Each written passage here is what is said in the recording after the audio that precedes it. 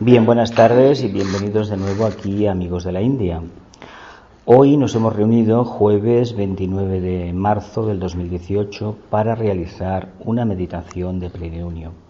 Vamos a celebrar el Festival de Pascua. Exactamente el horario exacto será este próximo sábado, día 31. Bien, nos enfrentamos al primer gran desafío del año. Nada más y nada menos que Aries, el año triunfante, el camino del sol hacia el norte. Y hoy en este momento exacto, el momento del plenilunio, estos días previos, tenemos una energía extraordinaria precisamente de voluntad, precisamente en cruz cardinal, precisamente en un signo fijo. Esta luna, como todas, tiene una particularidad increíble. Permite, a través de la energía que recibimos de la jerarquía planetaria, establecer un contacto de servicio, una alianza clara con la jerarquía. ¿Cómo lo vamos a llevar a cabo? Evidentemente, la luna va a posibilitar una afluencia de energías, una oportunidad única, porque recibimos todo el potencial tamizado por la jerarquía planetaria de la constelación. Pero lo que hoy nos interesa más no es tanto que tengamos un plenilunio al uso, que es un momento trascendental, son los días previos, los 3 días famosos de invocación de la energía, sino que lo que se ventila en este plenilunio es algo muy trascendente para la conciencia humana. Vamos a hablar del tema del Festival de Pascua, un festival que en el fondo es una renovación de una alianza con el Creador. Aries y este festival representan algo que para los humanos todavía puede que esté un poco lejos. Sin embargo, hay que recalcar que el trabajo que desarrollamos en el sendero tiende ni más ni menos a acrecentar y manifestar el triunfo del espíritu sobre la materia. Este festival, si lo entendemos bien, puede que nos ilumine bastante al respecto. Nosotros, por mucho que querramos avanzar, no estamos ni de lejos a la altura de ese ser que consumó en el signo de Aries un gran magisterio público, una renovación de alianza de la humanidad con el Creador. Él pudo hacerlo porque era un gran maestro. Nosotros tenemos nuestra propia área de influencia y se trata de que estas energías de fuego, estas energías profundamente de resolución, de voluntad al bien, las podamos aplicar en la esfera donde la ley del karma, la ley de la justa retribución, nos ha colocado a cada uno. Estas energías, si las miramos bien, nos dan una grandísima oportunidad de entender algo trascendental. ¿Qué es el servicio y para qué hemos venido a la tierra? ¿Para qué hemos encarnado? Si entendemos para qué hemos encarnado, entonces quiere decir también que el tema del servicio lo tenemos más o menos ventilado. Es decir, hay una proyección natural de nuestra conciencia en cada faceta de nuestra vida.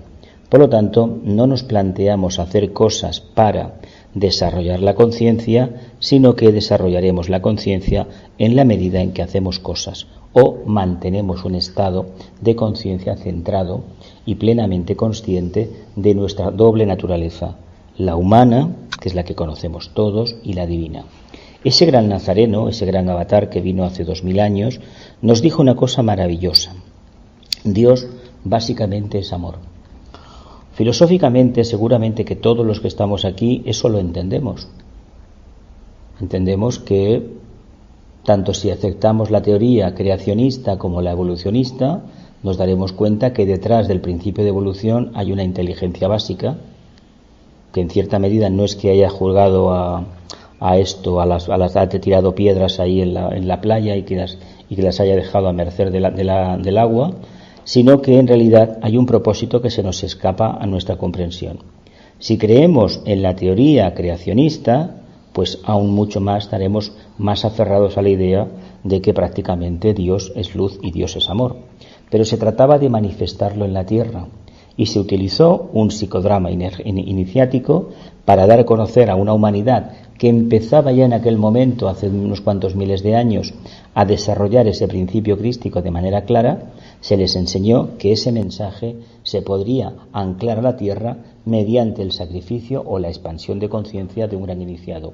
Todo esto aconteció ni más ni menos en Palestina hace 2000 años, y la razón de ser por la cual aconteció esto en Palestina, por qué el misterio crístico se circunscribe a esa zona del cercano Oriente que tiene un karma tan terrible, tan desolado, tan increíble en ese sentido, nos deja a todos estupefactos, que las cosas se repitan en esa zona cada 100 años o cada 50 años o cada 1000 años.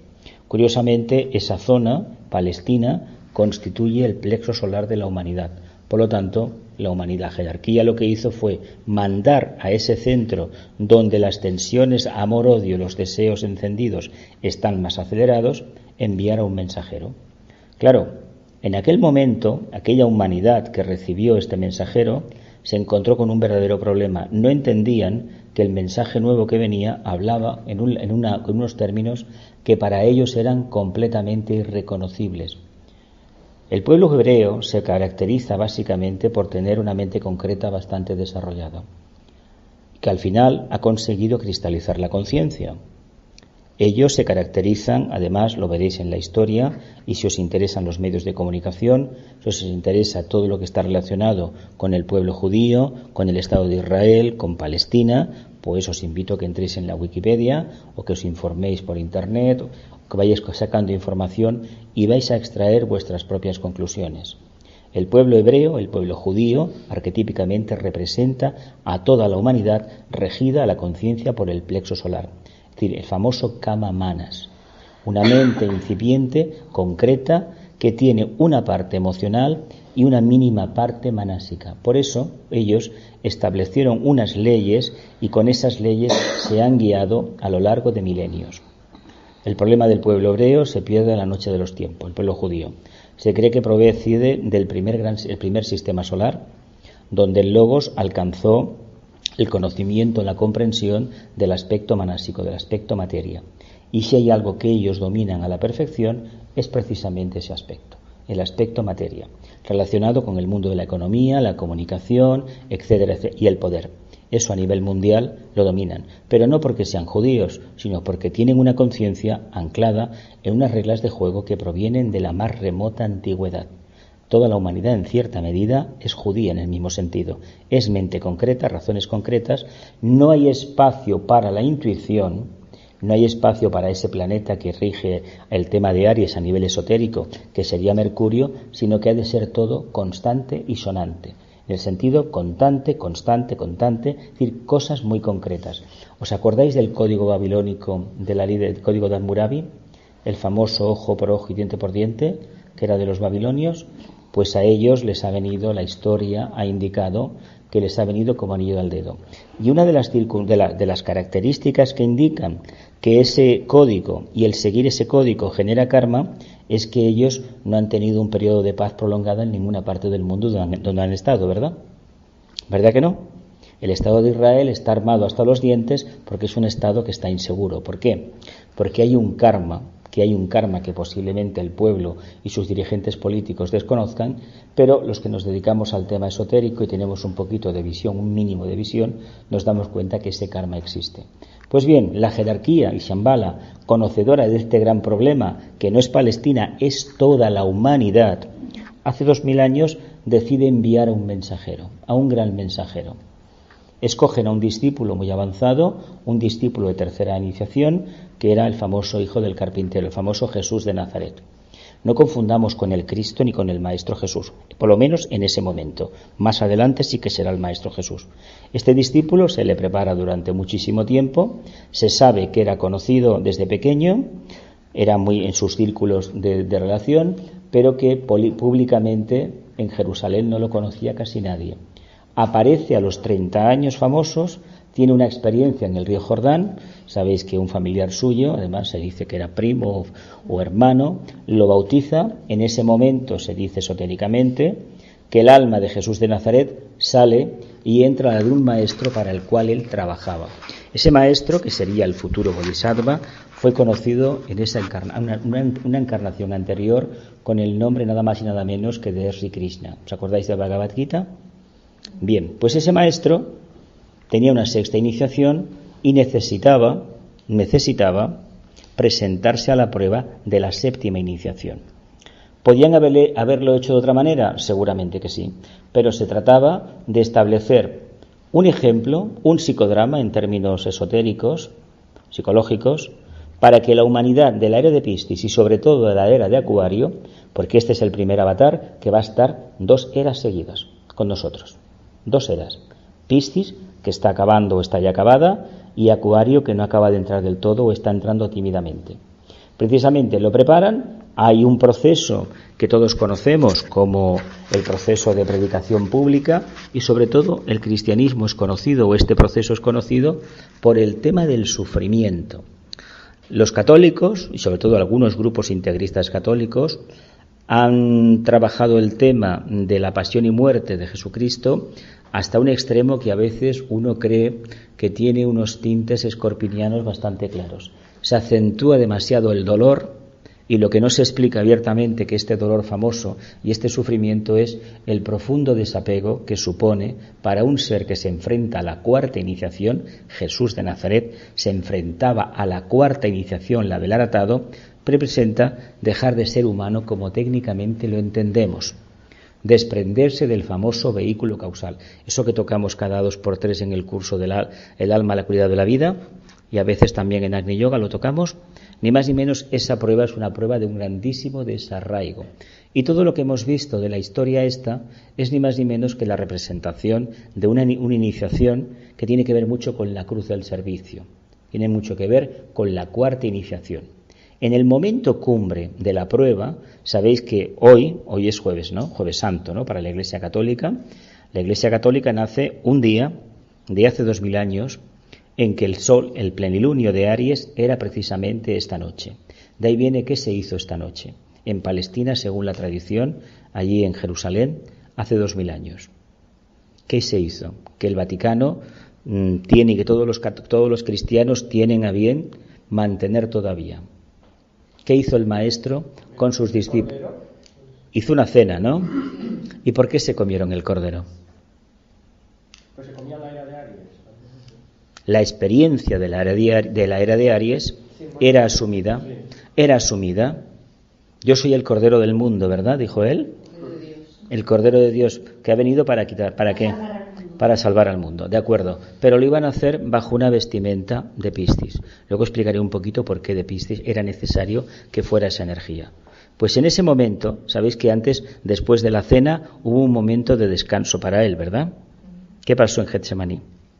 Él se retiró, ¿verdad?, a orar, hizo una profunda meditación. Esa meditación se conoce como el punto de anclaje de comunicación directa con Shambhala. Él estableció ese camino basado en una energía que después de 2000 años, por mucho que hablemos de ella, creo que los humanos todavía no entendemos. Es la energía del amor, la energía acuariana de la interdependencia, vamos a hablar así. No la entendemos por una razón muy sencilla. Y quiero decir una cosa. Hay muchísimo más amor en la Tierra ahora que hace 10 años, 50, 100, 2000 o 5000, a pesar de que los medios de comunicación se empeñen día sí y día también en decirnos que vamos directos a un caos, que el planeta se hunde, que todos nos vamos a matar, etcétera, etcétera. Ellos trabajan para las fuerzas de la oscuridad y su trabajo es ese. El nuestro es no creernos eso. Y a pesar de las circunstancias del día a día, mantener la actitud estoica y luchadora del cuarto rayo. Armonía dentro del conflicto. Por lo tanto, él, el discípulo y el maestro se enfrentan a una prueba terrible. El maestro tiene que reducir su vibración. ¿Introducirse dentro de qué? De un discípulo que todavía no tiene la cuarta iniciación. ¿Os imagináis por un momento qué puede ser eso para un maestro de una sexta iniciación? Debe ser algo tremendo, pero para el discípulo soportar esa vibración debe ser algo también muy difícil de llevar. Por eso se ven a veces contradicciones en las reacciones del maestro, cambios de actitud, cambios de humor terribles. ¿Por qué? Porque seguramente todo ese psicodrama desencadenó una reacción energética en sus vehículos que lo hizo completamente hipersensible a los problemas de su grupo y a los problemas de la humanidad. Y en cierta medida él fue copartícipe de esa experiencia. Supera la prueba del famosa crucifixión, y básicamente todos conocemos la historia. Aparentemente se dice que al tercer día resucitó. Sin embargo, si se siguen los evangelios, se dice que el cuerpo no apareció nunca, ¿verdad? El maestro se les apareció y les dijo a algunos: toca mis manos, le enseñó el costado, ¿verdad que sí? Donde la lanza, etcétera, etcétera. Pero oficialmente el cuerpo no apareció, ¿verdad que no? ¿Creéis que eso es la prueba de la resurrección? Lo que se sabe es que años después, unos 15 años después, encarna un niño, nace en la zona de Turquía, del Asia Menor, y manifiesta unas cualidades sorprendentes. Y cuando empieza a hablar y se le empieza a conocer, parecía exacto una calcomanía del Jesús de Nazaret que habían conocido algunos. De ahí que muchos empezaran a decir que ese ser que fue conocido después con el nombre de Apolonio de Tiana y que alcanzó la quinta iniciación como Apolonio de Tiana y actualmente es el Maestro Jesús, el famoso Chohan de Sexto Rayo. Y él se parecía muchísimo a la figura que había tenido aquel discípulo conocido como Jesús de Nazaret.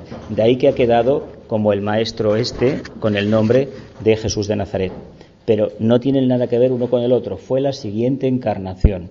Pues en el momento cumbre, a este maestro que habíamos conocido, nada más y nada menos que con el nombre de Sri Krishna, se le da la séptima iniciación y es el actual Bodhisattva.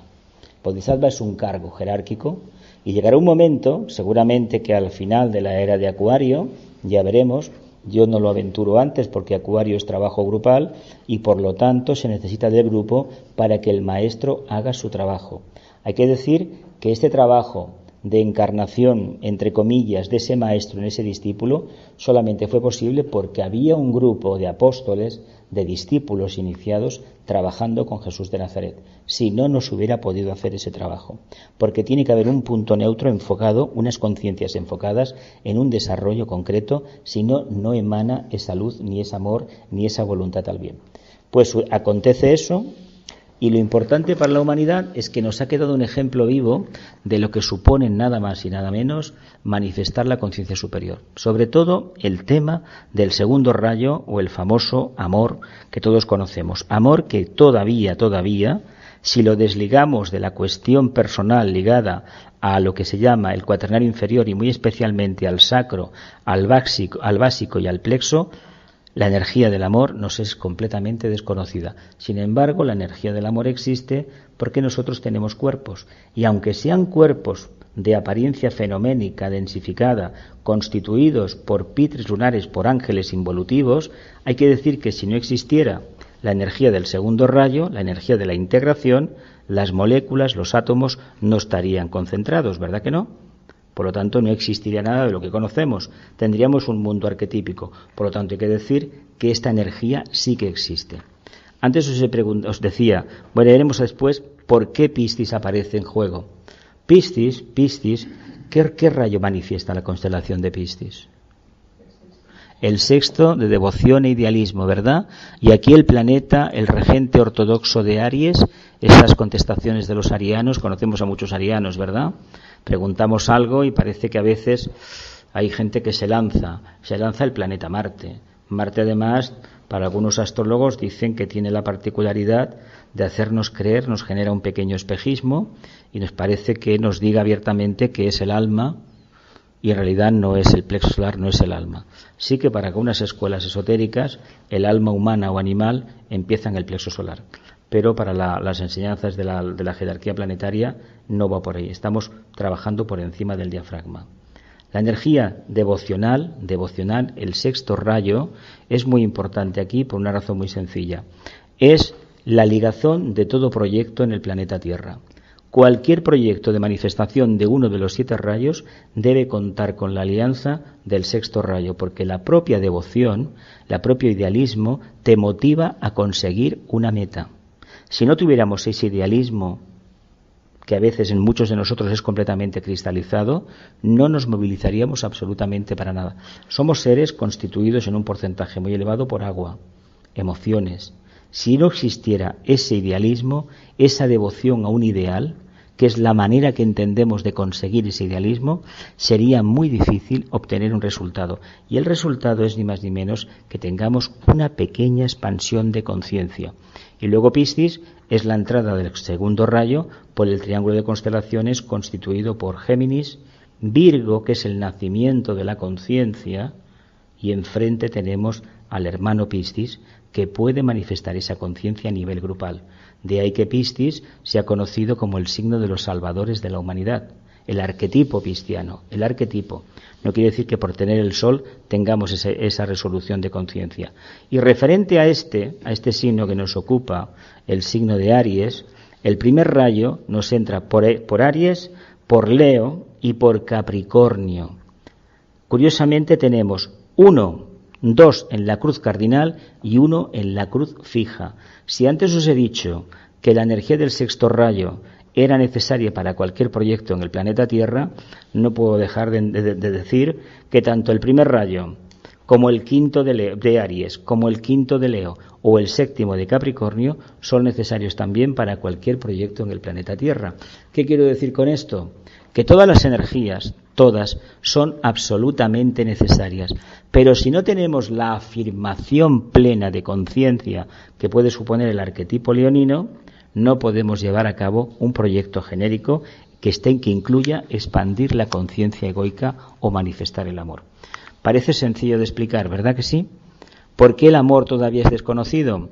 Pues porque no tenemos suficiente resolución, no tenemos suficiente determinación y no estamos dispuestos a subir a la cima de la montaña.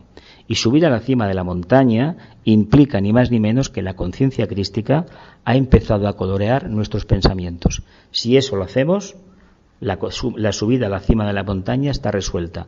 Y si está resuelta, entenderemos muy bien lo que significa este primer trabajo en este signo de fuego maravilloso como es Aries. ¿Alguna pregunta con la Pascua? ¿Los rayos?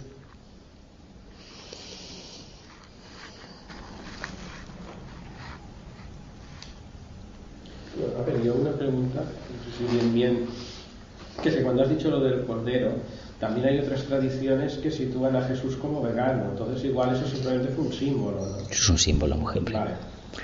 Mira, esta diatriba la he tenido personalmente como vegetariano también muchas veces. Comía el maestro carne. Yo me encontré un budista hace años que me decía que Buda comía cerdo. No lo sé. Me extraña porque en Oriente suelen ser veganos, suelen ser vegetarianos, vaya. No lo sé. A ver, el tema de la dieta, todo es simbólico. Es como el tema de los peces. Es simbólico. No hay que entenderlo, sí que es cierto que estos simbolismos indican un arquetipo. No olvidemos que hace 2000 años a la escuela iba quien tenía dinero. Los medios de comunicación no existían como ahora. No había una enseñanza pública arreglada. Por lo tanto, hemos de entender que un mito en el fondo encierra una verdad, pero esa verdad no está muy clarificada. Hay que profundizar mucho. La Santa Cena, para mí personalmente, representa ni más ni menos compartir los bienes del espíritu. Y los bienes del espíritu, en el plano físico, es la riqueza que genera el reino vegetal. Porque nosotros nos podemos alimentar solamente del segundo reino, igual que el reino animal. No nos debemos alimentar del tercer reino, solamente del segundo, que para eso el Logos lo generó, para que el tercero y el cuarto vivieran. Es decir, a ver, ¿por qué la Iglesia come pescado, por ejemplo, mañana? Hay casi todas las órdenes religiosas los viernes no comen carne, comen pescado. ¿En honor a qué? En honor a la era de Piscis, que se instauraron los misterios cristianos por excelencia. Es decir, la segunda gran venida del Avatar. Eso sí, pero no quiere decir ni mucho menos que a nivel de dieta, no, porque los esenios, y lo sabemos mejor por los cátaros que continuaron 1000 años después la tradición, eran vegetarianos básicamente, y el grupo esenio, la mujer desempeñó un papel importantísimo como terapeutas. Eran unos terapeutas naturales. De hecho, los cátaros hacían lo mismo. Habían cogido, es que eran los primeros grupos primitivos. Y claro, nosotros apenas nos queda mucha cosa. Piensa que la Iglesia lo primero que hizo fue acabar con las herejías. Los primeros siglos del cristianismo fueron una lucha constante por mantener ese ideal. Utilizaron lo peor del fanatismo más cruel del sexto rayo para imponer una idea. A ver, cuando se lucha contra la verdad con mayúsculas, la verdad acaba manifestándose. Y pueden pasar 1000 años o 2000, pero misteriosamente resurgen las tradiciones. Y a veces, si lo miramos aplicando el quinto rayo, sin tener un nexo científico corroborable. Hay algo en el aire que lo precipita. Y uno lo manifiesta aquí, otro lo percibe allá, y así vamos creando un cuerpo de enseñanza que decimos nuevo. De nuevo no tiene nada. Esto que hacemos aquí nosotros, las meditaciones de luna llena, si pudiéramos mirar un poquito hacia atrás, veríamos que hace miles y miles y miles y miles de años, o millones, en la Atlántida hubo un grupo que se dedicó a hacer esto, aprovechando la coyuntura de las estaciones y de los ciclos de 28 días, la luna. En aquel momento, el que tenía una tercera iniciación era un maestro. Imaginaos cómo hemos cambiado. Imaginaos lo que nos queda todavía por avanzar.